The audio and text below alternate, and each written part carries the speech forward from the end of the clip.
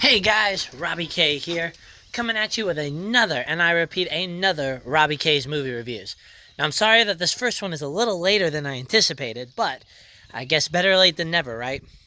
Welcome to the channel. If you're new to my channel, essentially it's a quick movie review to hopefully give you some insight, get some discussion going, and just share some opinions on the latest movies that hit the silver screen. I see a bunch, so usually I'm not quite limited to one genre or another. But nevertheless, I'm getting ahead of myself. Let's kind of jump in, as today we talk about the latest spooky remix of the horror film to hopefully rock the ages. It's a Stephen King phenomenon in the form of Pet Sematary. Now, Pet Sematary, if you haven't seen it, is again a novel that has withstood the test of time, focused essentially on the idea of kind of urban legends mixed with a little bit of the spook factor in terms of family dynamics gone wrong. It's a wonderful film that came out much earlier than this one, and a book that again has got some creep factor to it. So, of course, in the days of remakes and sequels, let's make another remake of it. And that's what we got today. Coming at you is again the review on Pet Sematary, and we start with the quick and dirty review. Overall, I gotta say that Pet Sematary does its job in terms of what you would expect from a remake. Effectively, better visuals, a little creepier dynamic, sound editing that goes through it, and the typical tricks and trades that they use in trying to get you to scare. Plenty of moments of jump scares meets a very creepy atmosphere with the same kind of hostile intent that I think the book and the original movie had, only now much darker given that it is the 21st century. It works very well. Acting wise, it's actually pretty solid in terms of the young cast and the middle aged cast, just kind of really catching on board. And some of the visuals, I think, did their job in terms of establishing the dynamics that they wanted to go for. It's a great use of shadows, a decent solid pace so that you're not there too long, and a quick runtime will definitely make it worthwhile in catching it. So yeah, there's plenty of theater qualities, but I don't think the movie quite had the scare factor Mary and I had been looking for. Now, part of that is maybe we've become a little desensitized to the tricks and trades of it. And while we were creeped out a little bit, I can't necessarily say that this was the movie that was going to give me the nightmares of the year. There's some predictability. Even if you haven't seen the other ones, they kind of sell the ending very quickly. Um, there's a little bit of things that I think they could have built up and done. I think a few more scare tactics could have been introduced, even if they weren't in the original, to try to jazz it up. And perhaps a little more of the other components that really get under your skin. Though there are a few moments that will definitely disturb you. But hey, that's just my opinion, and that's the quick and dirty review of it. Overall, what are the scores? In terms of the horror genre, I'm probably going to say maybe a 6.5 or a 7. Movie overall is probably around a 6. And again, it's got the theater-like quality, but maybe not quite the off-the-charts topper that they wanted. Now, this is where you're heading out. No problems. I appreciate you checking in. But, of course, if you wish to stay for the more detailed version, please stick around and I'll give you a little more details, of course, without spoilers. Now, in regards to the acting, this is my first because I like to start out on a positive foot. The positive qualities really start with that I love the acting of it. I think the characters nailed their roles, primarily the little girl who had to play two different broad spectrum, and I think she did very well in terms of delivery, components, and looks. More on the looks later. The father, of course, Mr. Jason, I think he is an actor that continues to prove he's got sort of the darker merit tones down, and it works. A little more of a put-together character than some of his other roles. I believe this particular version, he did a solid job handling the emotional components. Maybe the direction took it a little differently than I would have anticipated. And in terms of John Lithgow, man, that guy still impresses me at this advanced age, taking another role that seems very simplistic and breathing in some life. Yeah, it's not his most recognizable or his most complicated, but it works. Overall, the cast really balances well. The cast does a good number of components, and I think they're part of the reason that I would necessarily say is the storytelling component. In terms of the tale, it's semi-gripping. The concept is interesting. The same kind of Stephen King demented features are in there. And you know that looming foreboding atmosphere is always present, and you have the Stephen King twist.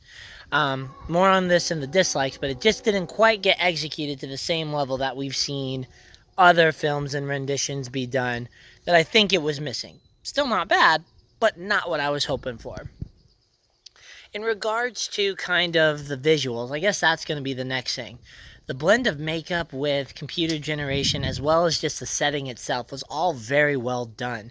The look of the movie has the qualities that I imagined when I was reading the book. In terms of the description, sort of the isolation component, yet the familiarity that there were people nearby if needed. I can definitely say that again, some of the prosthetics, especially in terms of the way that the reanimated were brought back with the unique qualities worked very well, and I for one was very happy with the fact that that really kind of brought the atmosphere to life, and some of those prosthetics to make some of the more disfigured components, well, whew, that was definitely nuts in terms of the displays. Again, the setting itself just does a very nice job, and I would say the sound editing in terms of bringing out those various popular effects that we like to hear, a nice masterful component of it as well. And again, I gotta give it props that if you can get a movie story told in less than 2 hours and deliver your focus on some stuff, hey, excuse me, kudos to that. Because that's something else that was a little bit of a like, that even though it didn't quite have the same punch I was looking for, it did at least have it did at least get most of its telling done in that hour and 45-minute time frame. It's a bit campier than I anticipated overall in terms of the likes, and not quite as bone-chilling, foreboding, or scarring. But hey, sometimes that's what you want in a film and not be scared out of your wits. Now, in regards to some of the limitations for me, then this might not be the same for other people. Well, here's what we've got.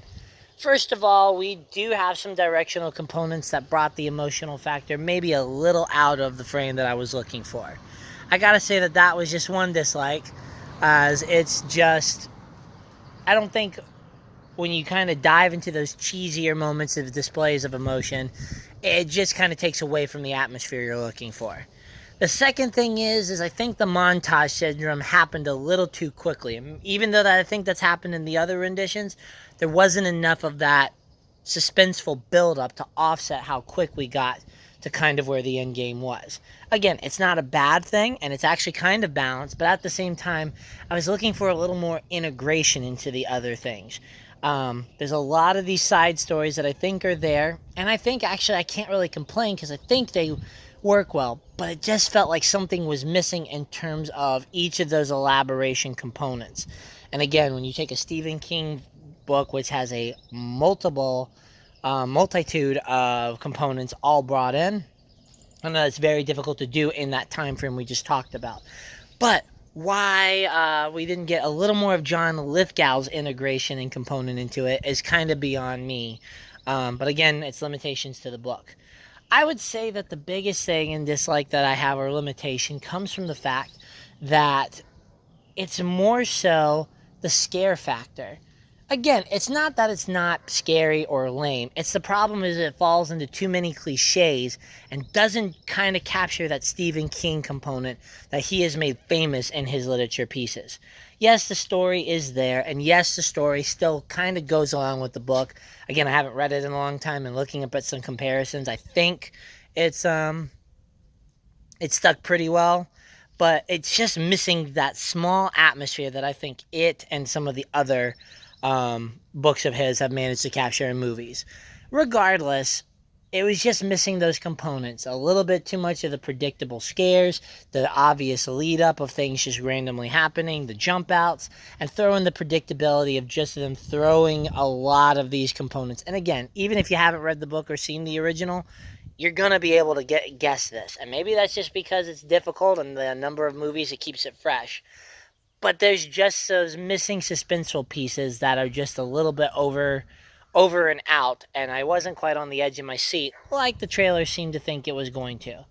But again, it's not bad. It's just not quite all there. And this time frame might have been the exact reason for why the limitations are seen.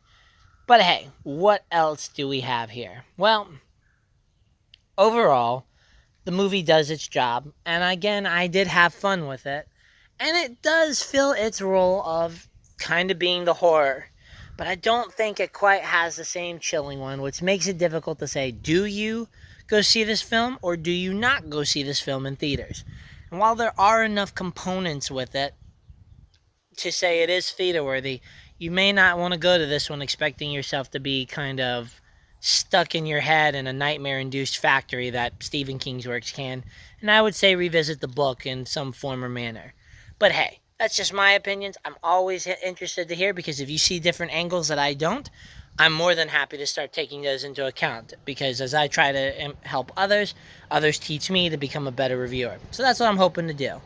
Nevertheless, the movie still stands at kind of the scores of about a 7 to a 6, depending on which one. But overall, I would say a nice attempt at it with some good modern visuals. Now just take the creepiness and twist that Stephen King can do, and I think you'll have yourself, the next remake will be much better. But nevertheless, guys, this is Robbie K signing out for this one. We'll be back in a moment to kind of go over the second film that I saw this week. Thanks. Bye.